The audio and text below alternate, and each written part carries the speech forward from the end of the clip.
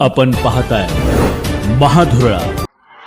बाबा खूप बोर होतंय, काहीतरी नवीन फ्रेश ऑर्डर करा ना. माझ्याकडे एक सरप्राईज आहे. गोकुळचा आस्वाद परंपरेचा गोकुळ आईस्क्रीम सोबती प्रत्येक क्षणाचा गोकुळ आईस्क्रीम.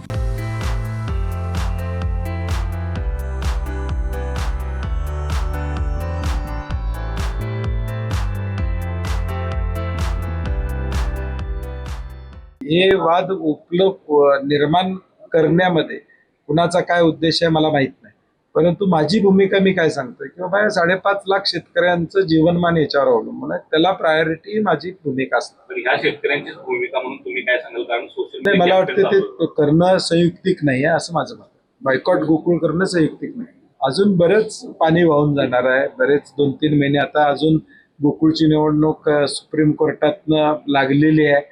परत त्याच्यावर काय होणार आहे चर्चा अशी आम्हाला ऐकायला मिळते, काय माहित नाही. रणांगण जसं जसं येईल तसं तसं मोरे अट्रॅक्टिव्ह आत्ताच सगळं सांगण्यात पॉईंट नाही, होतील ना. शेवटी 25 उमेदवार आमचे उभे राहणार, हे एवढं कन्फर्म आहे, त्यात काही अडचण नाही. नाराज त्या दिवशी होते कारण त्यांना बोलवण्याचं त्यांची कार्यकर्त्यांची देखील स्टेटस वगैरे त्या दिवशी पाहायला मिळाले. रात्री पालकमंत्र्यांनी भेट देखील घेतली असं समजते.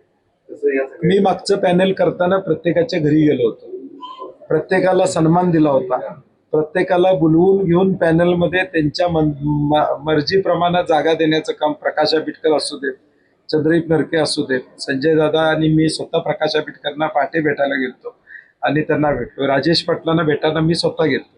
आमची भूमिका त्यावेळी होती सगळ्यांचा सन्मान ठेवून प्रत्येकाला देणं. आता त्यांनी ठरवायचंय तुमचा सन्मान कुठं किती ठेवला गेला ते. तुम्ही म्हणता की पक्षीय माझा मूळ उद्देश काय पहिला की गोकुळ ब्रँड टिकला पाहिजे, यासाठी कोण प्रायोरिटी देणार आहे. 5.5 लाख शेतकऱ्यांना आम्ही दर 10 दिवसाला 80 कोटी रुपये देतो. हे शेतकऱ्यांचं या जिल्ह्याचं अर्थकारण हे ऊस, शेती आणि उद्योग या 3 विषयावर चालतं. ऊस आणि दूध हा महत्वाचा घटक या जिल्ह्याच्या अर्थकारणावर आहे आणि मग तो सुरक्षित ठेवणं ही माझ्यासारख्या कार्यकर्त्याची जबाबदारी आहे. गेल्या 5 वर्षात पाहायला गेलं नाही, माझं म्हणणं काय आहे की ती महाविकास आघाडीचं सरकार होतं त्यावेळी आम्ही काय केलं का? तुम्ही महायुतीचे चेअरमन म्हणून त्या ठिकाणी बसलात, महायुतीचे चेअरमन झाल्यावरच हे सगळं चालू झाले.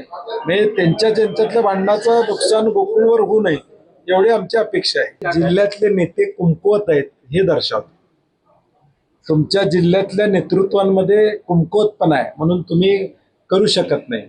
या गोकुळमध्ये गेले 25-30 वर्ष माडिक साहेबांचं पॅनल होतं, त्यावेळी काँग्रेसची सत्ता होती. कुठं आम्ही त्या पद्धतीने भूमिका त्या ठिकाणी घेतली नाही. मुख्यमंत्र्यांनी कधी हस्तक्षेप केलेला मला तरी आठवत नाही.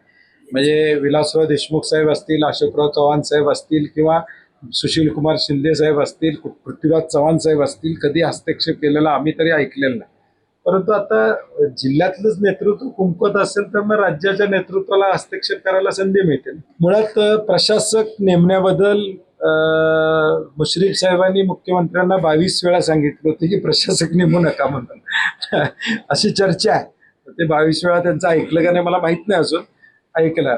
मुळात चंद्रकांत दादांचं प्रशासक मंडळ करत असताना प्रशासक मंडळाचा अध्यक्ष कुणाला तरी करावं अशी त्यांची भूमिका होती. ते मुख्यमंत्र्यांनी ऐकलं नाही आणि अधिकारी नेमला प्रशासक म्हणून. नाही तर चंद्रकांत दादांचा प्रस्ताव वेगळा होता, प्रशासक कुणाला नेमायचं त्याचा उल्लेख मी आता करत नाही आणि उद्याची गणित मला अजून माहीत नाही, त्यामुळं आज त्याच्यावर बोलणं संयुक्तिक नाही. त्यामुळं प्रशासक तुमच्याच काळात आला, महायुतीचं सरकार आहे, महायुतीचा चेअरमन आहे, मग ही वांदी का लावली तुम्ही असं आमचं सातत्यानं माझं म्हणणं तेच आहे की बाबा या तक्रारी या सगळ्या गोष्टी कशासाठी या केल्या. ताबडतोब मुदत संपल्या निवडणूक लावायची होती. विषय सभासदांनी उत्पादकांनी निर्णय घेतला असता. नाही, ते एकत्र असले तरी दूध उत्पादक माझ्या बाजूने असणार आहे, कारण की त्यांना जो शब्द आम्ही दिला होता 2 रुपयाचा 14 रुपये दरवाढ या ठिकाणी दिलेला आहे आणि तेही नाकारू शकत नाही. गेल्या 3-4 महिन्यात एवढे साध्य काय केलं तुम्ही माझं म्हणणं तेच आहे की 3 महिने तुम्ही गोकुळची बदनामी का केली? तुम्हाला जर गळ्यात गळा घालायचाच होता तर मग आमचा गोकुळ ब्रँड जो देशभर होता तो बदनाम त्या ठिकाणी तुम्ही का केला असं आमचं मत आहे. म्हणजे मी म्हणलं तसं भाऊकीचं अजून मिटलेलं नाही का, मिटलंय हे माहीत नाही. त्यामुळे ते ज्यावेळी पॅनल होईल प्रत्यक्ष निवडणूक लागेल त्याच वेळी सगळ्या गोष्टी पुढे येतील. नाही, आता सध्या पहिल्या टप्प्यावर गोकुळचे ठराव गोळा करणं हा पहिला टप्पा महत्वाचा आहे आणि त्या टप्प्यामध्ये लोकांनी नियमाप्रमाणे योग्य माणसाचा ठराव करावा अशा पद्धतीचं निवेदन आम्ही सगळ्या डेऱ्यांना पाठवलेलं आहे. आणि एकदा ठराव गोळा झाले आणि ठराव जमा झाले, कारण की अजून भावकीतलं भांडण काय चाललंय आम्हाला माहित नाही. दररोज सकाळी आम्हाला नवीन बातम्या ऐकायला मिळते. एक भावकी म्हणत्या बांधावरचं भांडण आमचं मिटलेलं आहे, बांध वाटलेला आहे. दुसरी भावकी म्हणत्या अजून मिटलेलं नाही, अजून वाटण्या व्हायच्या आहेत. त्यामुळे हे भावकीचं भांडण लोकांच्या पुढे अजून चालू आहे. त्यामुळे आता किती संस्था रद्द होणार, किती संस्था राहणार, या सगळ्यावर उद्या सगळ्या गोष्टी ठरतील.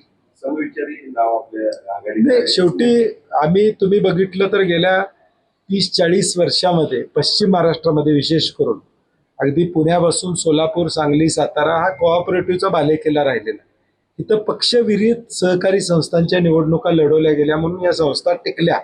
पक्षाचा लेबल घेऊन कधी जिल्हा मध्यवर्ती बँकेची पायरी आम्ही चढलो नाही, गोकुळची पायरी आम्ही कधी चढलो नाही. त्यामुळं शेवटी ही 5.5 लाख शेतकऱ्यांशी निगडीत संस्था आहे. ती पक्षापेक्षा शेतकऱ्यांचा हिताचा निर्णय घेणारी असली पाहिजे अशी माझी भूमिका आहे.